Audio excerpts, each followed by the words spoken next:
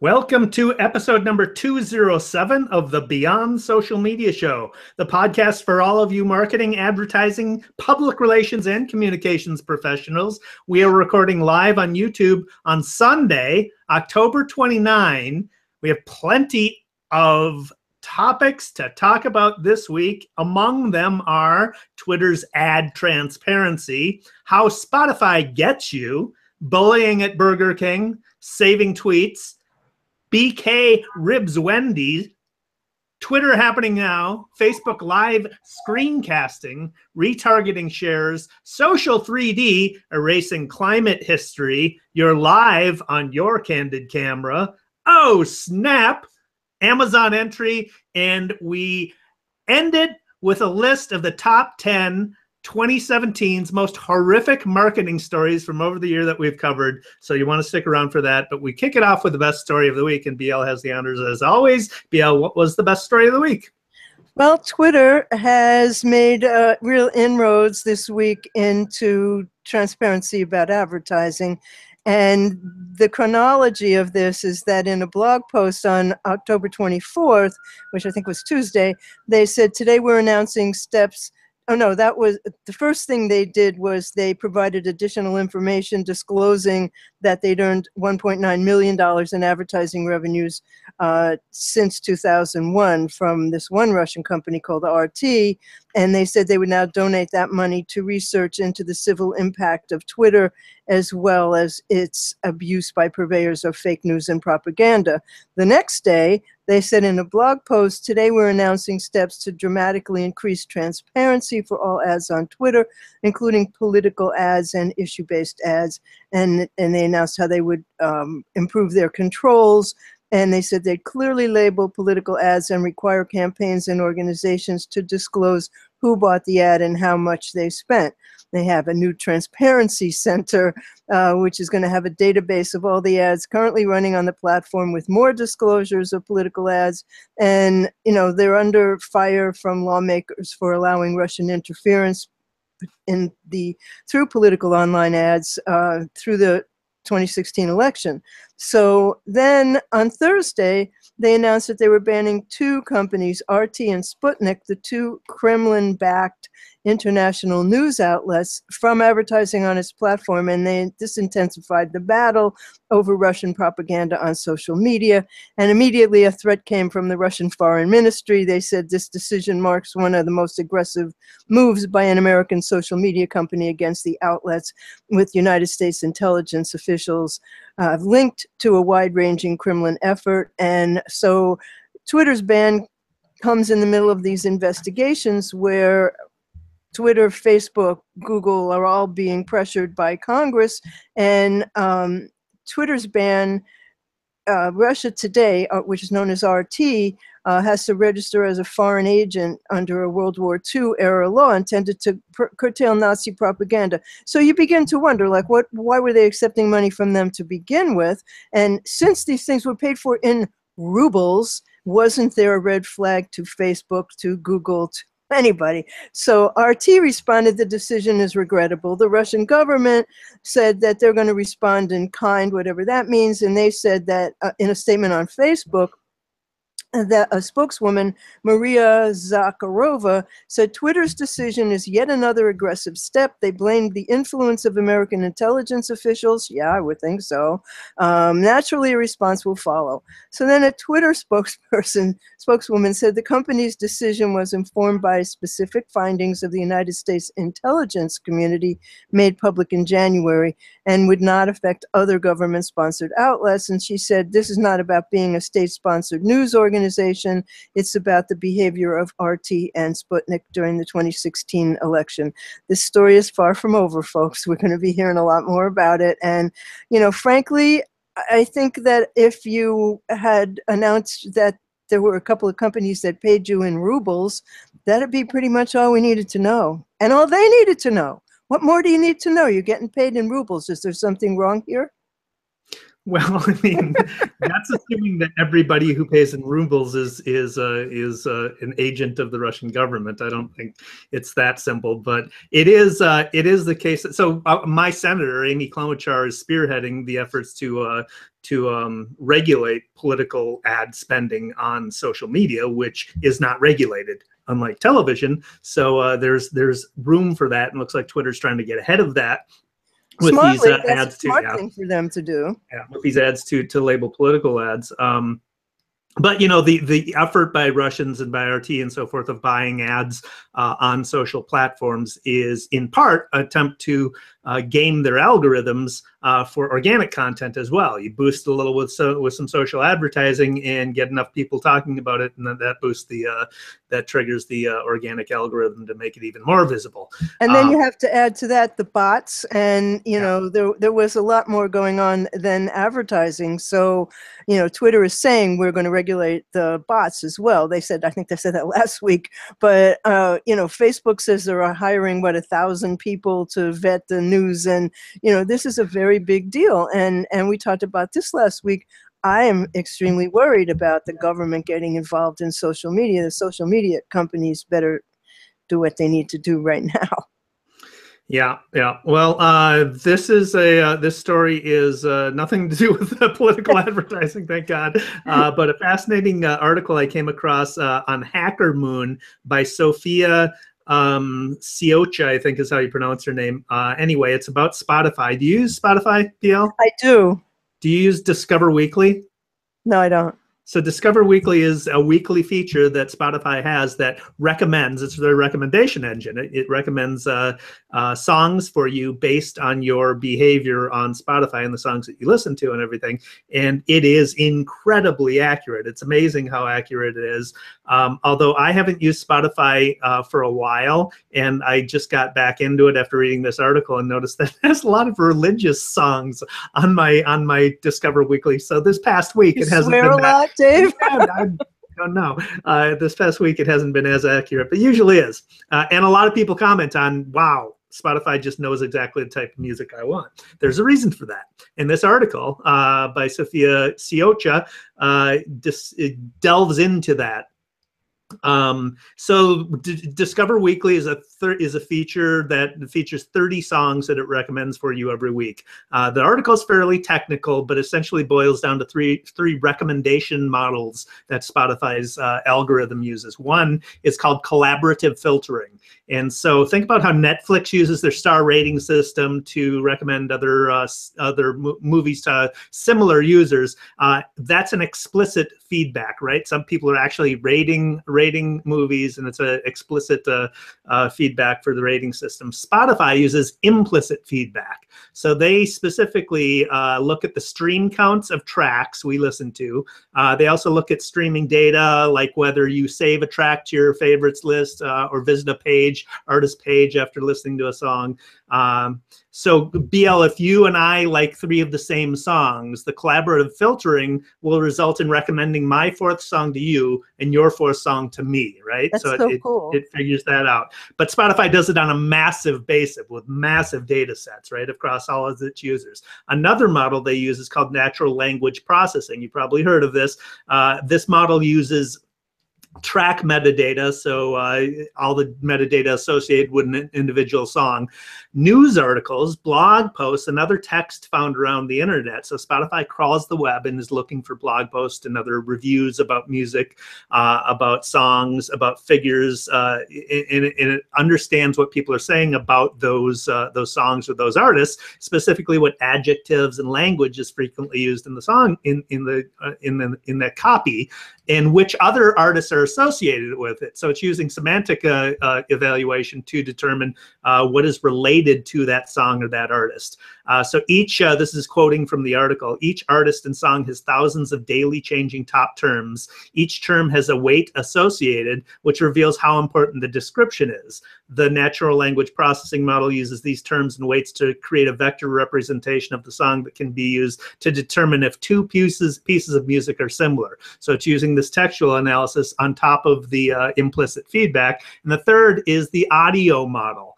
So this improves the accuracy. And what they do is they examine raw audio files. So the MP3s that are uploaded to Spotify, they analyze the waveforms of those files. They do this using convolutional neural networks. These are networks that it's basically the same technology behind facial recognition, but in Spotify's case, they've modified it to examine audio data instead of pixels. So the neural network spits out an understanding of the song, which includes characteristics of the song like time signature, key, mode, tempo, loudness, and it can compare that to other songs to understand how those songs are similar. And so this helps in discovering new songs from new artists that haven't had all the other stuff associated with. Right. So understanding Spotify's recommendation system can help musicians obviously optimize their own content for discovery, but also it's a good article to read for understanding how we might prepare for optimizing the next wave of content, which is going to be audio. Very cool. I have to pay much more attention to what Spotify is recommending to me now. But I've been listening to really basically only one kind of music because I'm doing research about doo-wop music. So all that's going to come to me is going to be one thing, I think. We'll have to see. But okay, this has nothing to do with music or politics, but it is a really important online topic. And it's really cool that Burger King, of all people, is addressing it with a no bullying campaign. And it's, I mean, this is from a Mashable story by Rebecca Ruiz. And what they did is so silly, really, but it makes the point. They showed that they had an actor in the restaurant being bullied by other actors, and you know, really very clearly that's what was happening. And then they had, when people came up to get their hamburger, the guy at the counter smashed the hamburger and handed it to them. And of course everybody said, you know, when they sat down, like, what the hell happened to my hamburger? And they were much more concerned they were much more concerned about their hamburgers than they were about the human being right there being bullied. So the point that they make is, and this commercial will make you cry in this, you know, the time that it takes for the ad to run. And, you know, bystanders, only one or two intervene in the restaurant, but everybody complains about their hamburger. Some of them get really pissed about it. Most of them are like, well, what'd you do to my hamburger, man? You know, it's all smashed up. But did you order it bullied or unbullied? And that's what they say. Did you order it bullied or unbullied? And then they explain what they're doing, you know, and it is such an important topic because it is so prevalent online, and there's so few companies that get involved in the fray to this degree. So, you know, good for you, Burger King, because you've certainly run some dumbass ads in the past, but they've also run some brilliant ones. So here we go.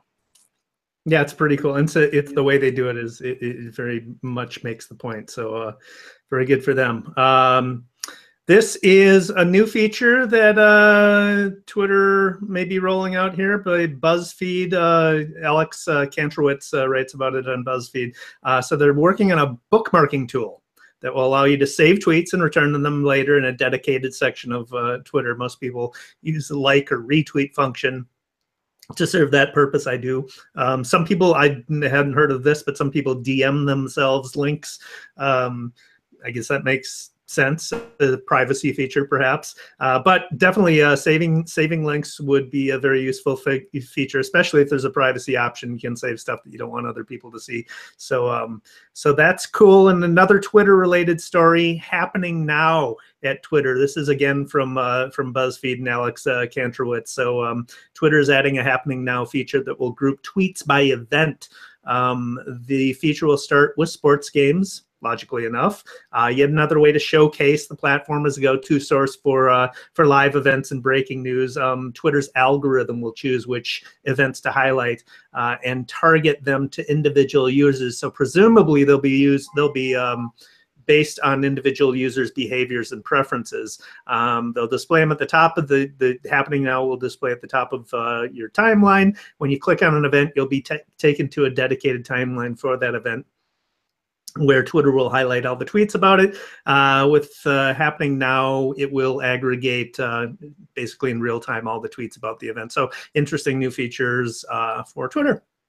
I'm very happy about the bookmarking one because I like them, and then I go back to them because I don't have time to read the articles that they lead to most of the time. But I really hate the way they're putting the information now. For some reason, they're showing me all the tweets about Trevor Noah every day at the top of my feed about news, and news is like down at the bottom. And let me make my decisions about what I want at the top. I find that very annoying, and not every change that they've made has made me happy. As you know, I hate the whole 280 character tweet idea. But another thing about Burger King, I never thought in a million years I'd be paying attention to Burger King, let alone twice in 1 week. But they were very funny. This is from David Kirkpatrick and Peter Adams, excuse me. In Marketing Dive, and last week they started ribbing their rival, and so they started when their rival Wendy's started to introduce spicy chicken nuggets and gave a free 10-piece box to anybody in Miami, Los Angeles, or New York if they had a government ID and their first name was Wendy. So Wendy claims that it axed the menu item over lack of demand, but Burger King believes its own customers want spicy nuggets based on the popularity of their fiery chicken fries, which are also released on a limited basis after testing. So what they did was they pushed promoted tweets. Excuse me. They pushed promoted tweets that repurposed posts from people who were upset about Wendy's dropping the menu item earlier this year. It was Wendy's got rid of spicy chicken nuggets before Wendy's, therefore Wendy's is canceled, was my favorite. And then they also threw some shade back at Wendy's in January last year when they tried to one-up their customers by offering a 5 for $4 meal instead of Wendy's 4 for $4 meal. So it's kind of funny to see them doing that. And, I mean, kudos to Burger King. That's hilarious. I don't eat at either place, but I find the advertising amusing. Yeah. Kind of the same way. Yeah. I'm going to blow through three. I got three separate updates for Facebook, new features on Facebook. So I'm just going to blow through all three of them at the same time. And then I think you've got one more good one. We'll go on to the next. Yeah. So Facebook, yes, three new features. First of which is live screen sharing. This is from the Next Web's Rachel Kaiser. And Facebook is adding a screen sharing feature to their Facebook Live video. It requires a Chrome extension. There's no extension for Firefox, but you can share your entire screen, a Chrome's tab, or an application window, and you cannot share your webcam simultaneously, but it does look like they're going after Google Hangouts with this new feature. So the difference being that Facebook is a closed system and Google Hangouts is live on the web, available to everybody. So I think we'll stick with Google Hangouts for a while anyway. So that's an interesting new development. Custom Facebook audiences. There's some new custom Facebook audiences that are apparently in the works. This is from a Social Media Today story by Andrew Hutchinson.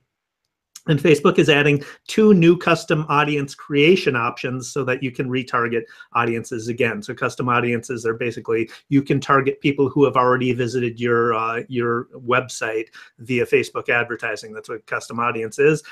These new ones include dwell time. So this allows you to create a list of users who have spent time viewing your display advertisements on Facebook or Instagram, but who have not presumably taken any action on it. So you can retarget people who have paid attention to your stuff but haven't done anything yet, haven't taken an action. And the other one that I'm excited about is link sharing. So you can create a custom audience that you can retarget users who've actively engaged with your content by sharing it. So people who are sharing your material are much more valuable because they're extending the reach of your content.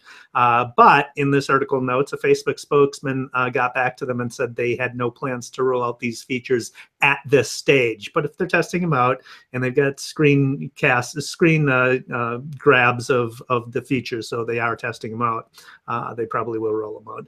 Lastly, Facebook 3D posts. This is from a TechCrunch article by Josh Constein. So Facebook wants you to create virtual objects with its Oculus medium in Facebook Spaces VR Hangouts, and then they want you to share them with your friends, obviously. So they are creating 3D posts for doing just that.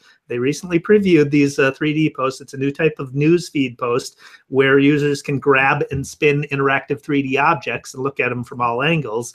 The objects themselves, this is interesting, can be interactive. So rather than simply rotating an object and seeing it in all dimensions, you can interact with it. So if you had like a toy car, you could open up the door and open up the hood and open up the trunk. So it's interactive in that way. Facebook is working on an API to let third-party VR app developers give their users the option to share their creations to the newsfeed. So we're getting more interactive and immersive in the online experience. That is so totally cool. However, what you still need is a $700 Oculus. Right, there's that. So, you know, when that changes, everything will change, really. But I do have one more, and Dave was like, what does this have to do with marketing? But this has to do with marketing for the Neil Smith National Wildlife Refuge in Iowa, and it's about Sparky the Bison. And Sparky the Bison, this came from also the Washington Post and the Fish and Wildlife Service of the government. Sparky, who weighs about 1,600 pounds, roams around the Neil Smith National Wildlife Refuge in Iowa. In the summer of 2013, when he was 11, he was struck by lightning, and a wildlife biologist spotted him bloodied and missing hair and wounded on one leg and starving, and it didn't seem like he was going to survive. And then this week, the National Fish and Wildlife Service posted a wonderful update. Sparky met a lady this summer, and sparks flew. And even better, she appears to understand his limitations. She walks slowly with him, and they move together all the time, and they're always seen with each other. And apparently they did genetic tests on old Sparky, and he'd sired 3 calves prior to the lightning strike, but none since then.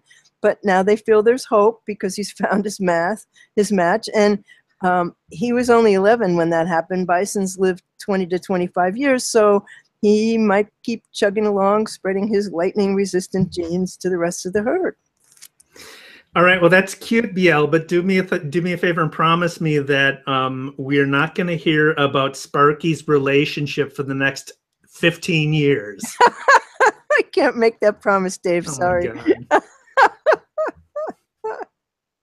Okay, are we on to worse now? Yeah, we are. You probably thought that was one of them, right? It was. I thought it was a natural transition.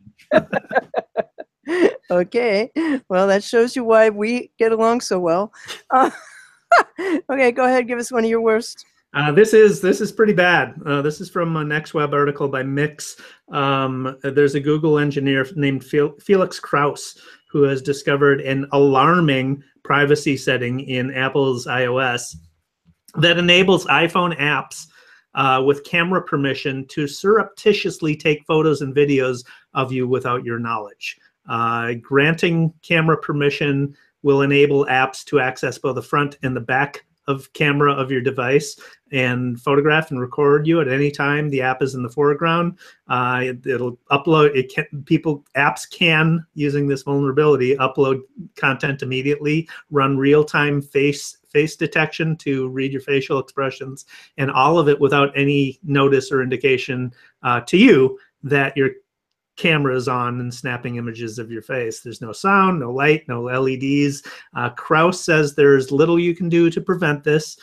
So, you know, it's always darkest before it's completely black. That's horrible. There are a few options, none of which will makes for a particularly useful user experience, but one possibility is one we mentioned many episodes ago, the full Mulder, by just covering your camera with a cover. So there are apparently things you can buy on Amazon that will cover your camera's on your lenses phone. on your phone. Yeah. Oh.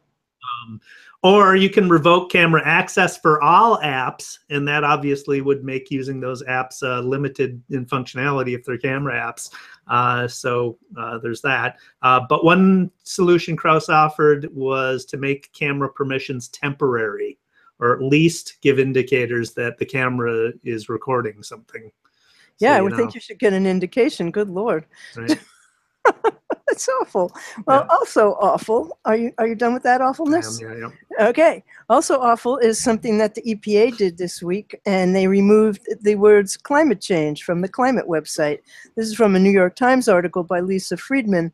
And the EPA, the Environmental Protection Agency, has removed dozens of online resources dedicated to helping local governments address climate change. This is part of an apparent effort by the agency to play down the threat of global warming. And among the now missing pages are the ones that detail the risks of climate change and the different approaches that states are taking to curb emissions so that they could learn from each other. And also edited out were examples of statewide plans to adapt to weather extremes, how they were going to do that. The analysis came from the Environmental Data and Governance Initiative, which monitors changes to federal environmental agency websites, and they described the amount that was taken out as substantial. About 15 mentions of the word climate change have been removed from the main page alone. Gina McCarthy, who is administrator of the EPA under President Obama, said there's no more significant threat than climate change, and it isn't just happening to people in far-off countries, it's happening to us. It's beyond comprehension that the EPA would ever purposely limit and remove access to information that communities need to save lives and property. Clearly, this was not a technical glitch, it was a planned shutdown. But of course, the Internet Archive has a mirror of the EPA website as it appeared near the end of the Obama administration, and it's 100% clear to see that this was indeed intentional and that it's just unconscionable. Yeah, well, damn. Well, it's a horrible thing. I mean, you gotta note that.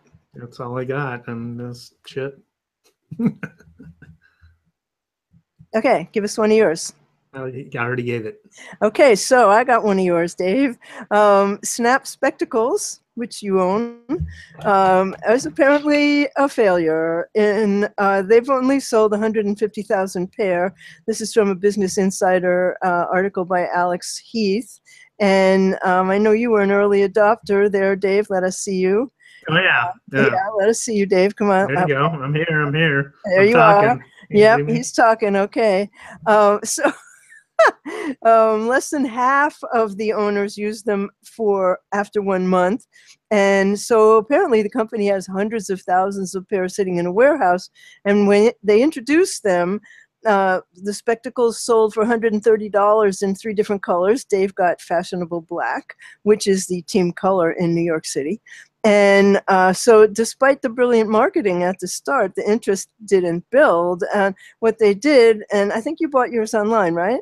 I did, yes. Yeah, well, initially they had vending machines that would just appear in places, and then there would be lines down the street for people who wanted to get the limited amount that were in the machines, and the interest just didn't build. And so somebody familiar with the data retention called it shockingly low, and said actually a sizable number of users stopped using them after a week. However, if you still want some, you can buy them on eBay for prices starting at 99 cents from a pawn shop in Norristown, Pennsylvania, plus $3 in shipping. 99 cents? 99 cents. I think they're knockoffs. I know they're in the box. They're still there. No. It's a pawn shop, so they're not too hip and cool. But there were others for $30. There's a whole lot of them for sale. They're still in the original box. Some of them unopened. Yeah, I don't know. Did they not use them for a week? They didn't even open the freaking box. I don't know what went wrong. So when I got mine, I like them. I really do, and I still use them. And I think they're the best iteration of this type of a device. Because you had Google Glass. Because I had Google Glass, and that was a spectacular failure for me. But this much less expensive than Google Glass, much better looking than Google Glass. Actually works, which is nice. And yeah, so I'm kind of at a loss for why it didn't work, except perhaps. Are you taking pictures of us right now? Not yet, but I can right now. So yeah, take some shots. Okay. Yeah. So I do have one more, and I think this belongs in bad, but I guess some people are going to say, okay.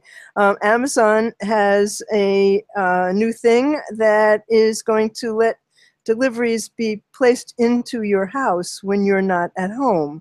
And frankly, it's called key service, and it allows a person who has this app, I guess it's to be hooked up to your security camera in your house and to you on your app, and to open your door and place packages inside your doorway when you're not there.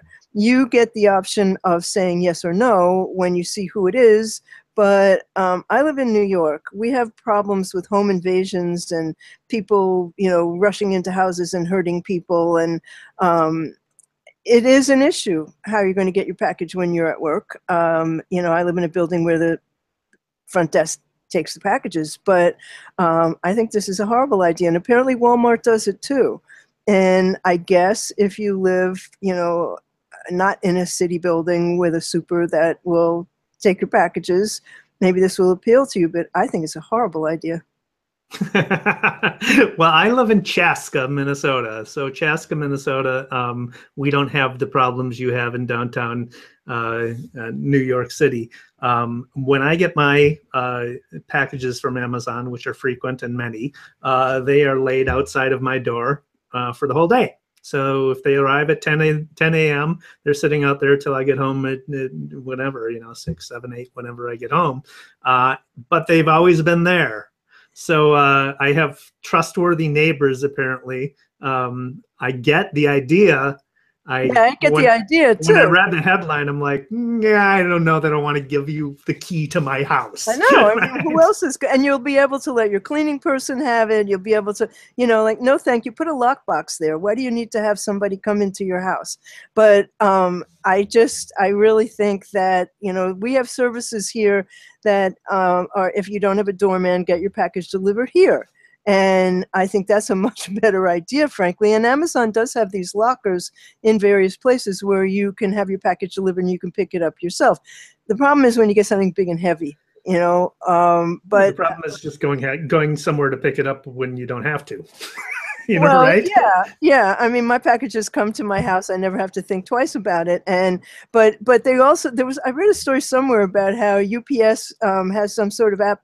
Like sometimes they leave them in the bushes or they put them in the garage, and so there's some sort of app that tells you where your package was left, because that way it's hidden from thieves. So this is not a small problem. I guess Chaska doesn't have it, but the rest of the world apparently does. Yeah. It's probably better if you if Amazon just says go to your local Whole Foods, right? Yeah, and get you to buy more at Whole Foods anyway. Exactly. Like, you're going there anyhow, but I mean, you don't want to, then you have the issue of how do you get home with the big package from Whole Foods. You have it delivered, so that defeats the whole purpose. Right. All right, so are you done with I am done. That's all my well, that's my worst news, but not my worst news of the year. Right. So let's do that. 2017, the top 10 worst stories of the year that we covered over the course of the year. This is our Halloween edition. So I'll kick it off with my my worst story, and I'm starting from the worst to less worse. Okay, just so you know. All right. So this isn't necessarily a story in and of itself, but a convergence of trends that point to it being the worst, what I think is the worst story of the year. Fake news. So fake news coupled with technologies like Adobe coming out with a technology that allows you to, with a sampling of 20 minutes of anybody's voice, recreate, basically make them be able to say anything you want by typing it in. It's Photoshop for voice, essentially. So manipulating voice technology coupled with some people came up with a technology that you can use an ordinary webcam to intercept a live video feed of anyone, say it's a presidential candidate, and capture your facial expression so you can manipulate what that feed is saying. So you can basically make George Bush or Donald Trump or Barack Obama or whoever the candidate may be say whatever they want. So if you've got those two technologies coupled with fake news is about to get really, really weird. That's pretty horrifying. Okay, I'm going to go from the not the least worst to the most worst. There was the boycott brouhaha over the Purpose of a Dog movie, where PETA, always, you can always depend on them for something fun to hear, called for a boycott after a video emerged showing an obviously terrified German Shepherd being forced into rushing water, where it very nearly drowned, for a scene in the movie. And Peter was right. They wanted to have a boycott of the movie. And from what I read, the movie stunk anyway. It was a great book, but I mean, you're going to abuse a dog to make a movie about dogs? I don't think so. Yeah. Boo. Yeah. This is not as mean, but but certainly elicited a backlash, and I understand why. Pepsi's ad with Kendall Jenner in it, taking so it started out with a generic crowd that were protesting and stuff, and ended up with Kendall Jenner coming out from a photo shoot or something, and basically everybody took it as taking advantage or exploiting a real protest movement by trying to capitalize it in a commercial fashion. So that was it was kind of tone deaf by Pepsi. A lot of tone deaf brands this year, but that was one of the top.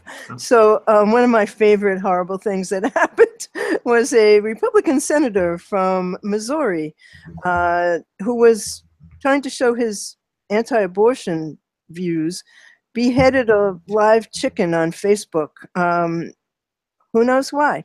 But he cut off the chicken's head live on Facebook while announcing why he wants to stop abortions in Missouri. Okay, then.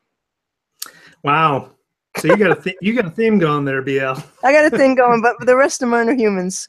Well, he was human, but just barely. Kind of. Yeah, sort of. So my next one is HBO. HBO I love. I mean, I absolutely don't know how I'd do without my HBO subscription. But this was an amusing faux pas. So when the last episode of Game of Thrones premiered, the next season, HBO took to Facebook Live to reveal the next season of Game of Thrones premiere date.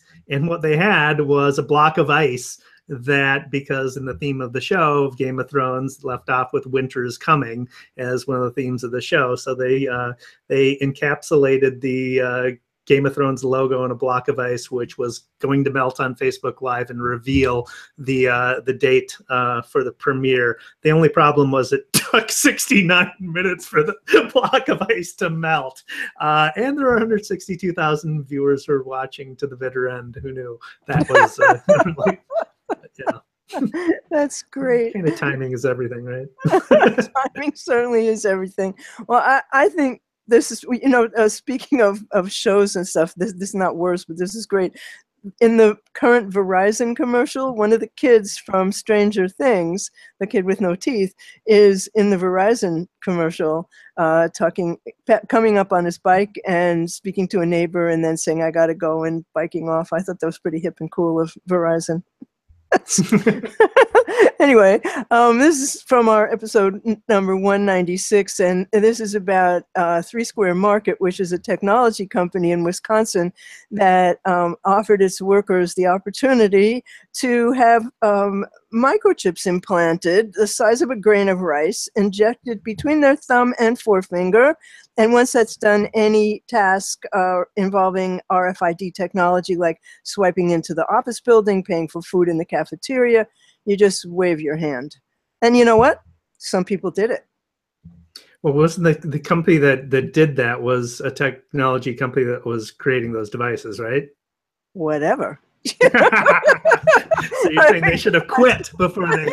I mean, I'm sorry, but I'm not having anything implanted in my hand so that I can swipe for food in the cafeteria. Yeah, people That's are kind of funny. People are kind of funny about that, aren't they? Well, if you watched Black Mirror, you saw that as an episode there, you know?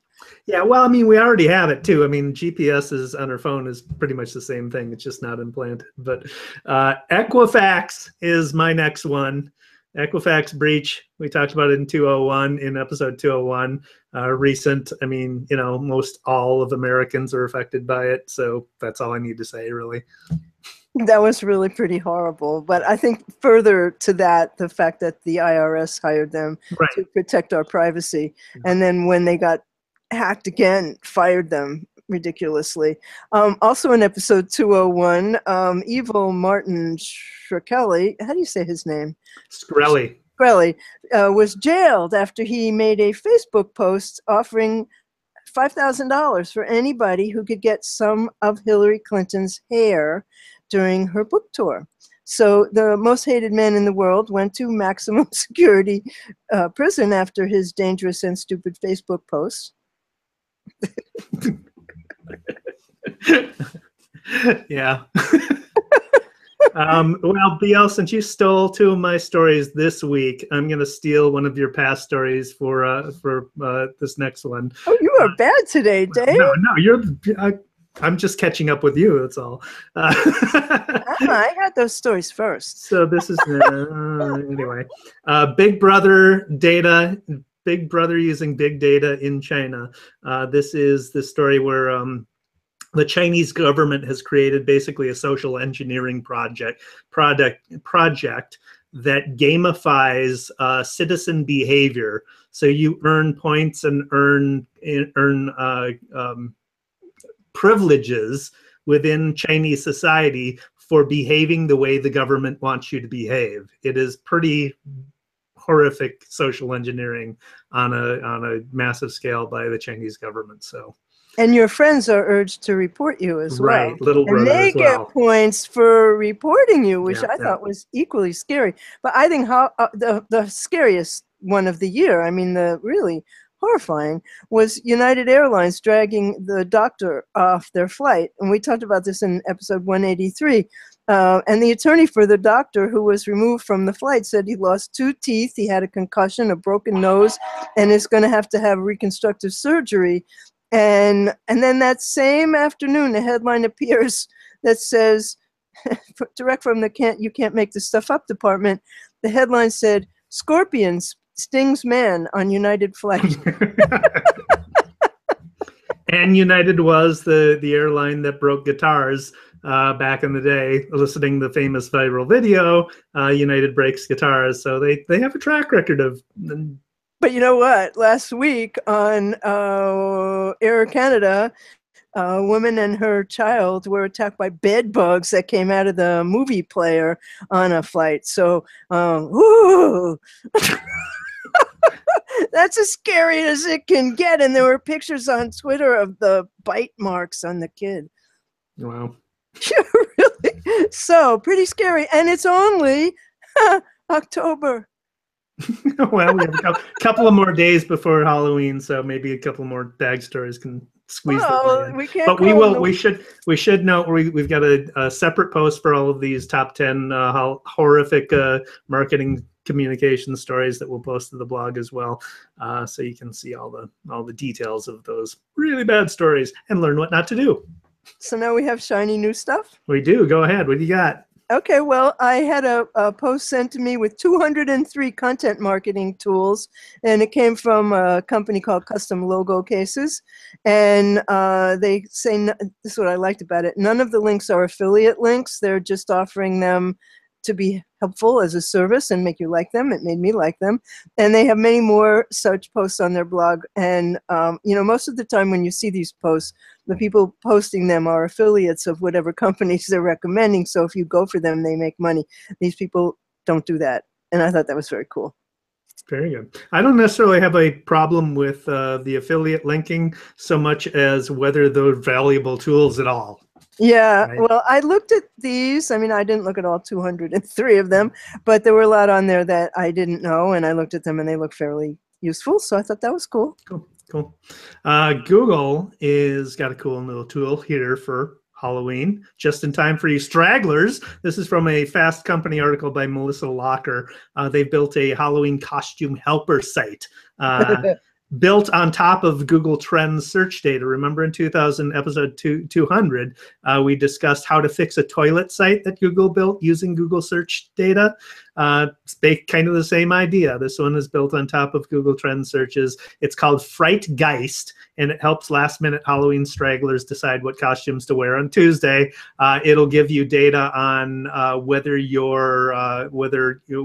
what costumes are trending in what states. Whether the costume you want is going up or down in trends, search volume is pretty cool. That is pretty cool. Do you get trick-or-treaters in Shasta?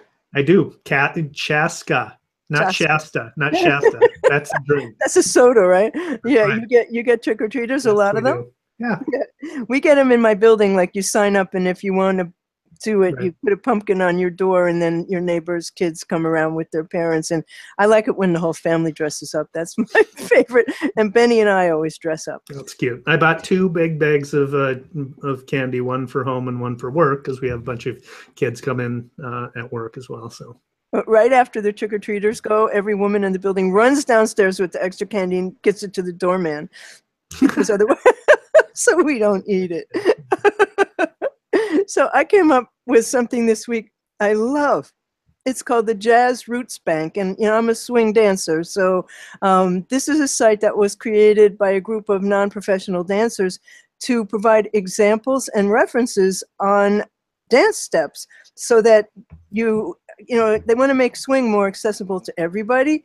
They want to make it as easy as possible for everybody to see information. So what happens is, they have a video that demonstrates the steps from the front, back, and side, and they're wonderful. And they show, for example, I'll put this in the show notes, the Big Apple Stomp, which is part of a Big Apple dance routine that people do in a line dance, in a group at swing dances. And so then they show the origin of that move from a film from 1930s, I think, from Whitey's Lindy Hoppers at the ballroom in Harlem. So very, very cool. And it's like an encyclopedia. It's so fabulous. And it has, like, there's another dance like that everybody does at swing dances that is I'm going to forget the name of it, but they show you how to do it. We do it at 11 o'clock at night, and every swing dancer knows how to do it. And there's one particularly hard step in there, and they show you how to do it. It's called Tacky Annie, and it's actually a tap dancing step. But anyway, it's a wonderful site if you are a dancer, or if you just like to look at dance. It's great fun. Big Apple Stomp, huh? Yeah, we have a Big Apple Stomp, yeah. So it sounds to me like you're making cider.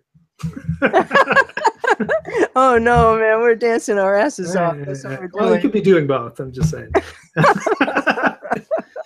That's funny. I have another one, too. Do you have any more? Go ahead. No, go ahead. I saw this week one called Join Honey, and it's a Chrome extension, and it searches all the coupon sites and finds the best one for whatever it is you're buying. So it alerts you to coupons and deals that are available from the sites you travel. So I was going to buy something from Amazon, and it said, and it gave me a little message that said, this is the best price.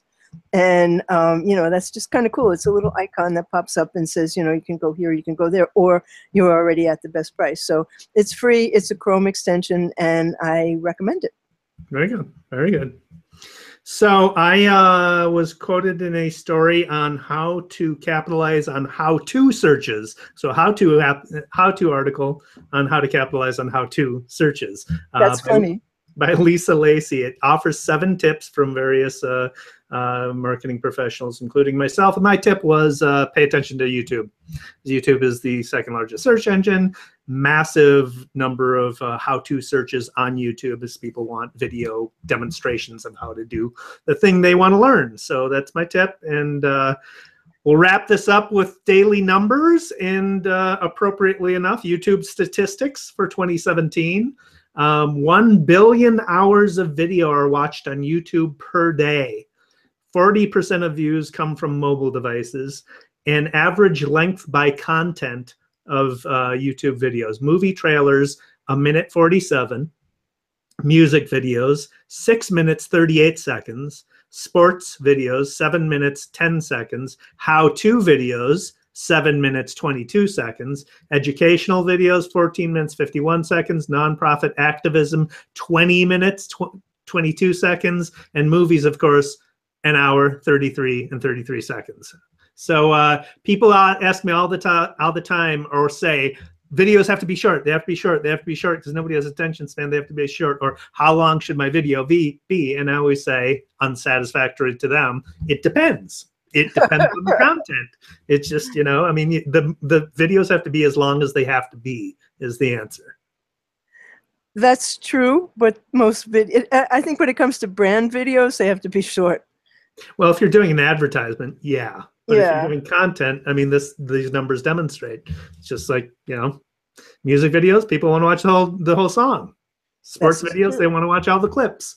Activism, they're invested in the message, so they're going to pay attention for 20 minutes. So, well, that's a really actually interesting bunch of statistics. So that brings us to the end of episode 207 of the Beyond Social Media Show. I am BL Ochman, and you'll find me on Twitter as @whatsnext. I blog at whatsnextblog.com. Professionally, my site is blochman.com. I'm on Google Plus as BL Ochman. Dave Erickson is on Twitter as D Erickson, and also e-strategyblog.com. And he blogs at creativepr.com. creativepr.com/blog and estrategyblog.com, and he's on YouTube as eStrategy. The show, Beyond Social Media Show, is at, believe it or not, BeyondSocialMediaShow.com. We're on YouTube, Beyond Social Media Show. We're on Google Plus. We're on Twitter as BS Media Show, because we don't like to take ourselves terribly seriously. We're on iTunes, and we would love for you to subscribe to the podcast and leave us a review. We're on Stitcher, iHeartRadio, Google Play. But we do hope you'll go to iTunes and subscribe to the show. We will be back next week at our regular time, which is Thursday at 8 p.m. Is that correct, Dave? Correct, Bando. Correct. Yeah, correct. So we thank you for watching today. We are going to have two separate posts today. One is going to be the worst of 2017 so far, and the other one is going to be everything about the show with the links to the video and all of the stories that we covered today. We thank you for watching. Thanks for watching.